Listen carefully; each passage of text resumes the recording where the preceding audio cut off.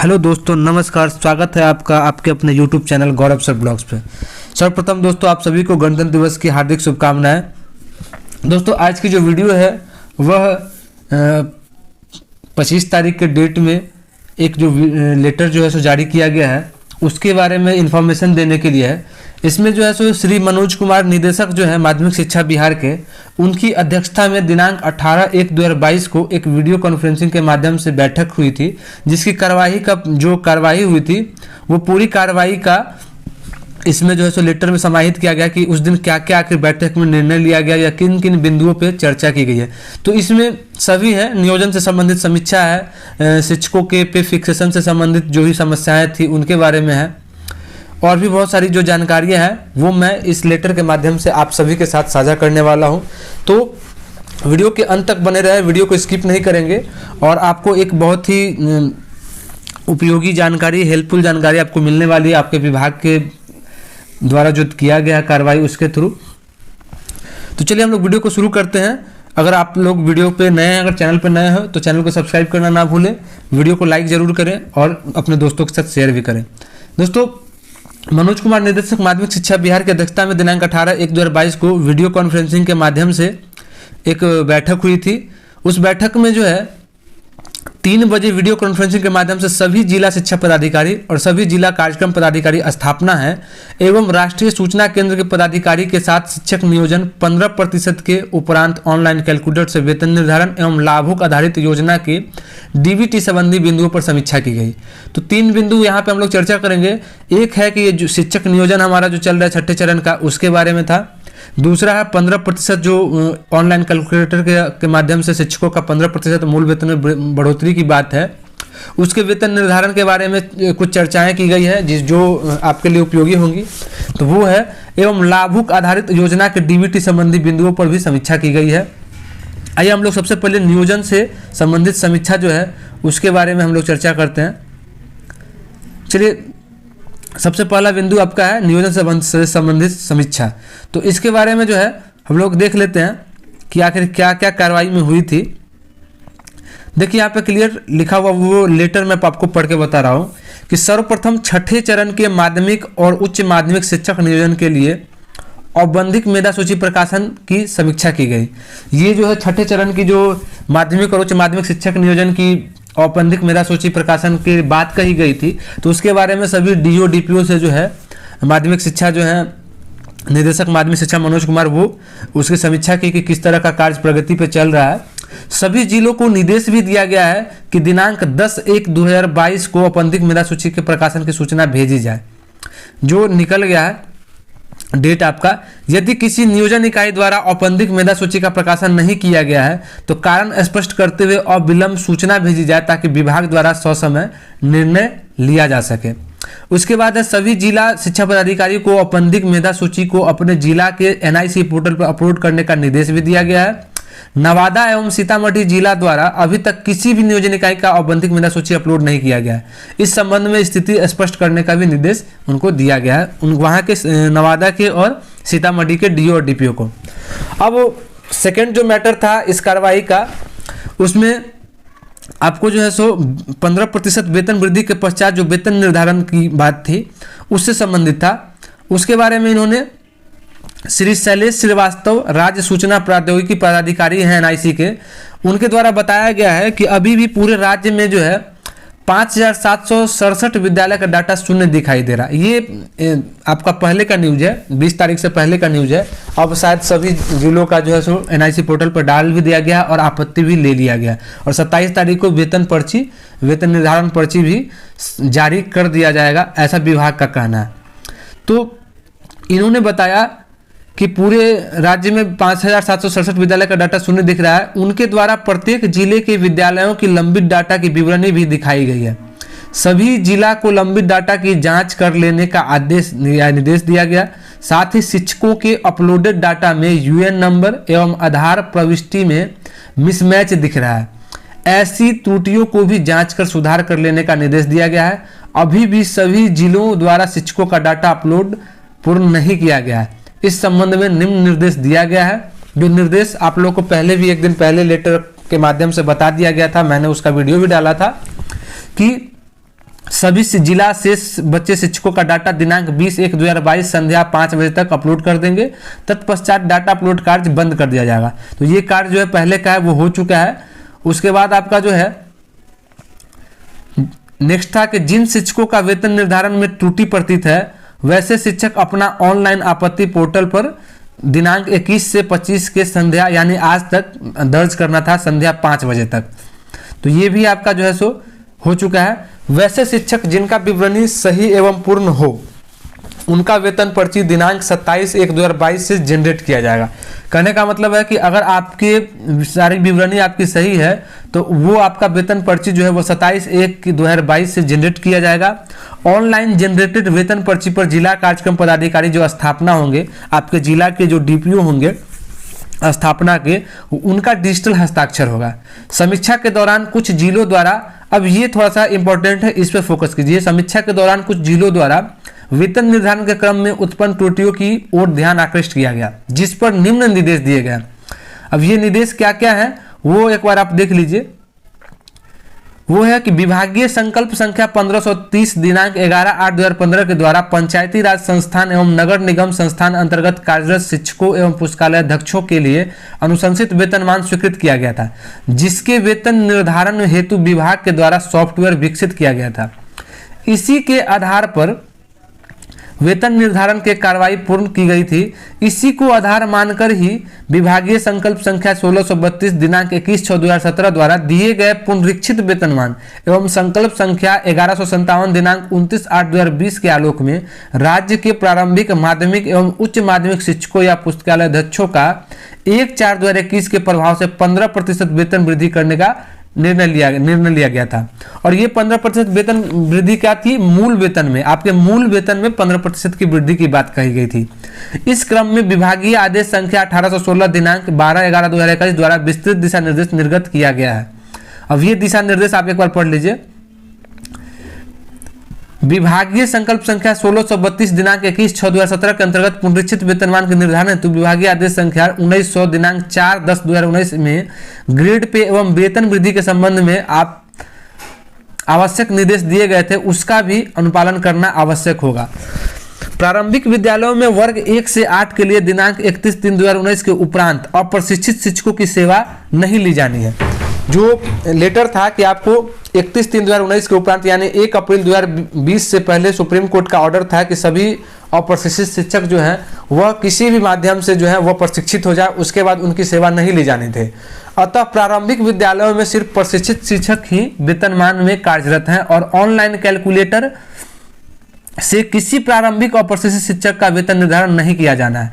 कहने का मतलब वैसे शिक्षक जो अप्रशिक्षित हैं अब तक, उनका जो है सो वेतन निर्धारण जो है वो ऑनलाइन कैलकुलेटर के माध्यम से नहीं हो पाएगा। तो ऑनलाइन कैलकुलेटर माध्यम से अगर नहीं होता है तो आखिर आपका निदान क्या होगा? तो इसका निदान विभाग ने निकाला है कि उनका जो वेतन निर्धारण है वह होगा, लेकिन मैनुअली होगा। मैनुअली कहने का मतलब आपके बीआरसी ऑफिस के थ्रू ही उसका निर्धारण किया जाएगा। माध्यमिक एवं उच्च माध्यमिक विद्यालय में कार्यरत अप्रशिक्षित शिक्षक जो सेवाकालीन प्रशिक्षण प्राप्त कर रहे हैं, उनका अप्रशिक्षित शिक्षकों के रूप में वेतन निर्धारण ही होगा।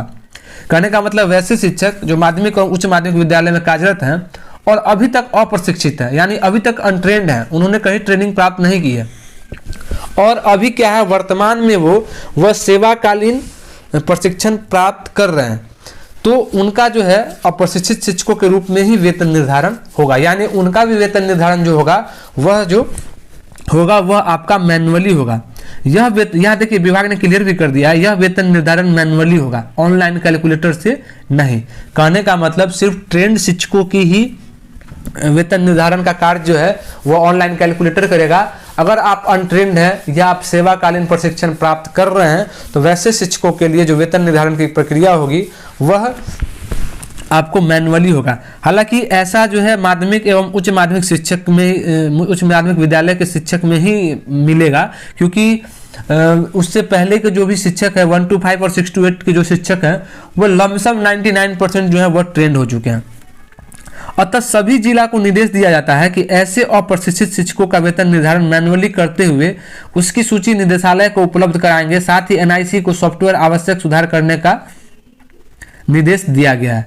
तो चूंकि अब तक जो है सो उस सॉफ्टवेयर में, ऑनलाइन कैलकुलेटर में अप्रशिक्षित का बना ही नहीं गया है, उसका जो है सो जो एक पे मैट्रिक्स होता है, जो एक कैलकुलेशन का तरीका होता है, उस कैलकुलेशन के तरीका को उसमें फीड ही नहीं किया गया था। तो जब फीड नहीं किया गया है तो आपका जो है उस ग्रेड के शिक्षकों का निर्धारण जो है वह हो ही नहीं पाएगा ऑनलाइन कैलकुलेटर के माध्यम से। इसलिए जो है आपका इसको मैनुअली करते हुए विभाग ने इनको निर्देश दिया सभी जिला के डीओ डीपीओ को कि आप जो है सो ऐसे शिक्षकों का मैनुअली जो है सो निर्धारण करते हुए उसकी सूची जो है वह आप निदेशालय को उपलब्ध कराएंगे।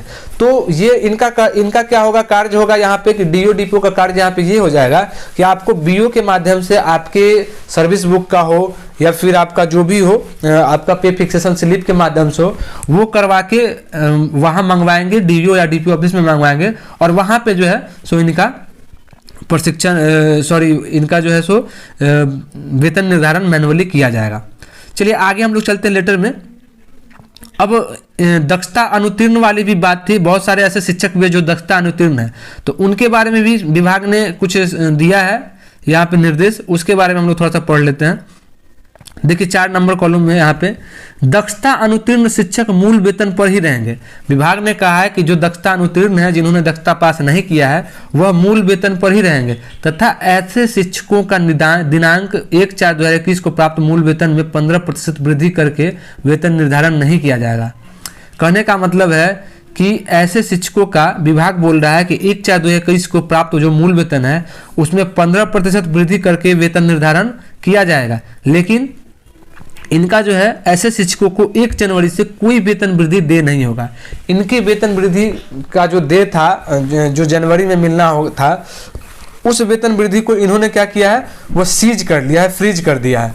तो ऐसे शिक्षकों को जो दक्षता अनुत्तीर्ण होंगे, वैसे शिक्षकों को जो है विभाग 1 जनवरी से कोई वेतन वृद्धि देने का प्लान नहीं बनाया है। तत्काल इनका वेतन निर्धारण भी जो है वह मैनुअली किया जाएगा। कहने का मतलब है कि आपका जो वेतन निर्धारण होगा वह भी मैनुअली होगा वैसे शिक्षकों का जो दक्षता अनुत्तीर्ण होंगे।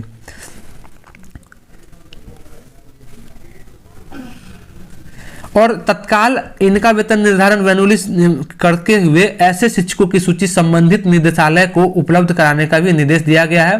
साथ ही एनआईसी को सॉफ्टवेयर में आवश्यक सुधार करने का भी निर्देश दिया गया। अब आते हैं अनुकंपा वाले भी बहुत सारे शिक्षक हैं, तो उनके बारे में चलते हैं। अनुकंपा के आधार पर या माननीय न्यायालय के आदेश पर दिनांक 1/4/2021 के पश्चात नियुक्त शिक्षकों का वेतन निर्धारण जो है वह भी मैनुअली किया जाएगा। क्यों? क्योंकि उसका एक रीजन भी दिया है इन्होंने कि ऑनलाइन कैलकुलेटर में दिनांक 1/4/2021 को प्राप्त वेतन के आधार पर ही गणना करने का प्रावधान किया गया है। आपका जो ऑनलाइन कैलकुलेटर बनाया गया है, जो सॉफ्टवेयर है, वह सॉफ्टवेयर आपका क्या है, 1/4/2021 से पहले जितने शिक्षक बहाल है, तो 1/4/2021 को बेस मान के ही इन्होंने सॉफ्टवेयर का निर्माण किया। तो वैसे शिक्षक जो अनुकंपा के आधार पर 1/4/2021 के बाद ज्वाइन किए हैं, वैसे शिक्षकों का भी वेतन निर्धारण जो है वह इस कारणवश मैनुअली किया जाएगा।